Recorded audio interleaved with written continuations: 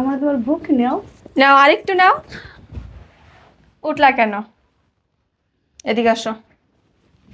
ওই বাচ্চা দিকে।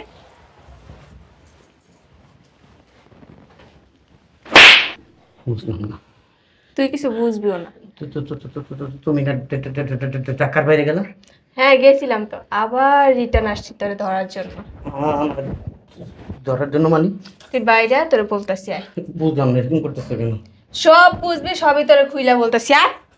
ও কাজের মেয়ে না, ও আমার বান্ধবী রূপা। হ্যাঁ, আমার বান্ধবী রূপা। ওরে আমি পাঠাইছিলাম প্ল্যান করে, বুঝতে পারছো, তোরে ধরার জন্য হাতে না হাতে। কই তুমি? শুনছো? কিসে? ও, আজকে তো তোমার অফ ডে। আমি ঢাকার বাইরে যেতেছি, আমার 2 দিন কাজ আছে ঢাকার বাইরে। বুঝলাম না। Off day? আমার অফ ডে তো আজকে, তোমারও তো অফ ডে। তুমি বাসা থাকবে না, একটু সময় দিবা না? এক সপ্তাহ পরে দুজন একটু সময় পেয়েছি, দুজন একটু নিরিবিলি সময় কাটাবো, কথা বলবো, একটু ঘুরতে যাবো, রেস্টুরেন্টে খাবো। এখন কি করব বলো, আমারও তো মন চায় তোমার সাথে একটু আলাদা করে টাইম। আর তুমি যে যাইতেছো, রান্না বান্না করবো কে? আরে বাবা, তুমি রান্না বান্নার চিন্তা করো না। ওই যে আমার বান্ধবী নীলা, ওরা বলছে একটা কাজের মেয়ের কথা, কাজের মেয়েটা একটু পরে আসবে। আসলে পরে তুমি সব কাজ দেখাই দিও বাড়ি করে, হ্যাঁ? কাজের মেয়ের হাতে রান্না আমি খাই, তুমি জানো না? 2 দিনের তো ব্যাপার। দেখো আমিও তো ভাবছিলাম আজকে আমার অফ ডে থাকবো, কিন্তু কালকে রাত্রে যে বস ফোন দিয়ে বলবে আমি আর বুঝতে পারিনি। এটা কাজের মেয়ে, চিনি না জানি না, 2 দিন তুমি বাইরে থাকবা, ও এখানে থাকবে, আমি অফিসে যাব, যদি কিছু চুরি করে নিয়ে যায়? আরে আমার বান্ধবী নীলা, ওরে তো তুমি বিশ্বাস করো, ও তো সবসময় আমার বাসায় যাতায়াত করে, ও এরকম কোনো লোক দিবে না যে আমাদের ক্ষতি হবে। আরে বাবা তুমি টেনশন করো না, আগামী পরশুদিন তো আমি আসতেইছি। শোনো, যাই পোষায় ফোন দিও। ওকে। আর তুমিও সাবধানে থেকো। ঠিক আছে। আর গাড়িতে কিছু খাই নিও, ঠিক আছে। খিদা পেটে থাকবা না, তোমার আবার গ্যাস্ট্রিক আছে। ঠিক আছে? আচ্ছা কিটটা লাগাই দিয়ে যাও। ঠিক আছে, যাও।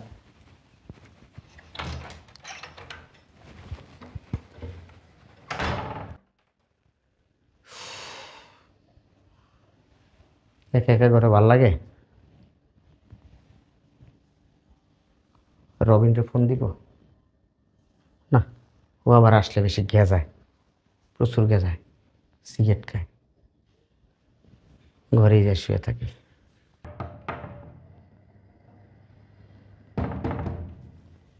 কে আসলো আবার? কেউ তো আসারও নাই। আসসালামু আলাইকুম। ওয়ালাইকুম আসসালাম। কে আপনি? আমি ম্যাডাম আছে? ভিতরে আসেন।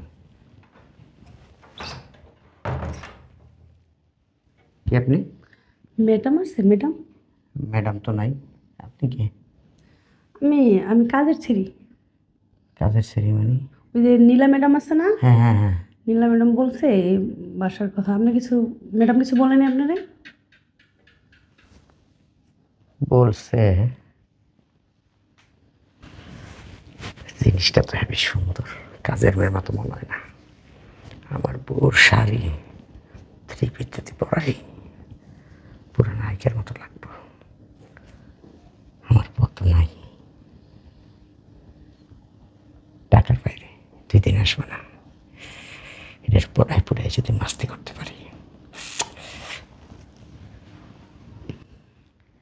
সব কাজ করতে পারেন তো? হ্যাঁ হ্যাঁ, সব কাজ করতে পারি। এ আবার চুরি টুরি সব নাই তো? আল্লাহ, না না। চলেন। আচ্ছা আমার দেখাই দেন। চলেন, এদিকে এদিকে আসেন। কোন রুমে?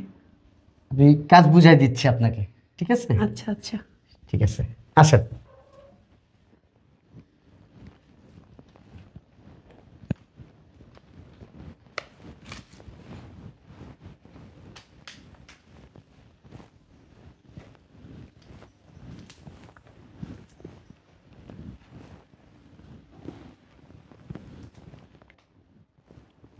শোনো, বসো এই জায়গায়। আরে স্যার আপনি? বসো না, এরকম করতেছো কেন? আমার কাজ আছে তো। আচ্ছা কাজ করো, শোনো, এদিকে চাপো একটু, তোমার একটা কথা বলি, শোনো। আরে চাপো না। কি বলবেন স্যার, বলেন। এদিকে চাপো। মনে কফি খেতে ইচ্ছা করতেছে, একটু কফি বানাই দিবা? আচ্ছা স্যার, আমি এক্ষুনি এনে দিতেছি। মানে দেখে কিন্তু কাজের মেয়ে মনে হয় না, কি মনে হয় জানো? কি মনে হয়? মনে হয় কি তুমি বড় লোকের কোনো মাইয়া। আরে স্যার কি কোন, বড় লোকের মাই হইলে কি মাইসে বাড়ি কাজ করতাম? বিশ্বাস করে আমি নিজের বুঝাইতে পারতেছি না, তুমি কীভাবে কাজের মেয়ে হও। স্যার ছাড়েন তো, আমার কাজ আছে অনেক। অবশ্য গোবরে পদ্ম ফুল ফোটে, তুমি তাই গোবরে পদ্ম ফুল না। শোনো, বিয়ে সাথে ছিল আর বসো না, এরকম করো কেন? শোনো, তোমার পার্সোনালি টাকা দিব, তুমি তো বাসার কাজ করার জন্য টাকা দিবই, পার্সোনালি আমি তোমাকে টাকা দিব। হ্যাঁ, তোমার যখন যেটা লাগবে আমরা বলবা, আমি আইনা দিব, কিন্তু একটু শর্ত আছে। কি করতো? আমার একটু পার্সোনালি সময় দিবা। কি সবাই পার্সোনাল দিব হবে? বুঝো না, একটু বুঝাই বলেন। একটু বেডে যাবে আমার সাথে, যখন ডাক দেবো তখন। বেড়ে এই কাজ এটা আমি পারবো। পারবা?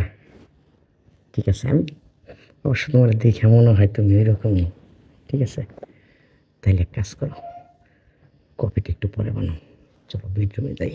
আচ্ছা চলেন। আমার না খুব ইচ্ছা করতেছে। চলো, তুমি অল্পতে বুঝো, বুদ্ধিমান বুদ্ধিমান মেয়েরা জীবনে অনেক কিছু করতে পারে, অনেক উপরে উঠতে পারে, তুমি আমার কাছ থেকে অনেক কিছু পাইবা। তাই? চলো। আচ্ছা চলেন, দিয়ে কি পাই আমি। চলো, আর রাখো তোমার ঝাড়ুটা, চলো।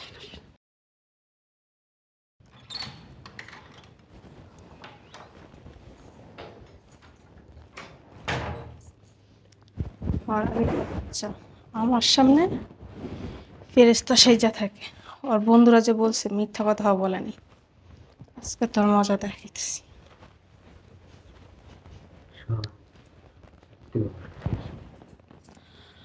আর আমি তো তোমার বুকেই যেতেছি, আমার তোমার বুক নেও। আচ্ছা, নাও, আরেকটু নাও। উঠলা কেন? এদিকে আসো। ওই বাচ্চা দিকে।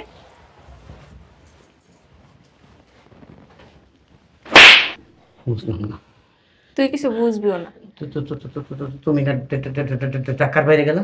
হ্যাঁ গেছিলাম তো, আবার রিটার্ন আসছি তোরে ধরার জন্য। ধরার জন্য মানে? তুই বাইরে, তোরে বলতেছি আয়। বুঝলাম না, এরকম করতেছে কেন? সব বুঝবি, সবই তোরে খুইলা বলতেছি আয়। রূপায়, রূপা মানে? হ্যাঁ, রূপা মানে এখন বুঝবি তুই। কিছু বুঝতেছি না।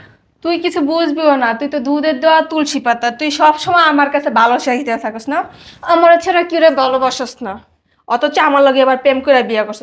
তোর বন্ধু বান্ধব রাস্তাঘাটে অনেক মানুষ আমার কত, তোর যে চরিত্র খারাপ, কিন্তু আমি কখনো বিশ্বাস করি না। কেন? কারণ আমি নিজের চোখে কিছু দেখি নাই।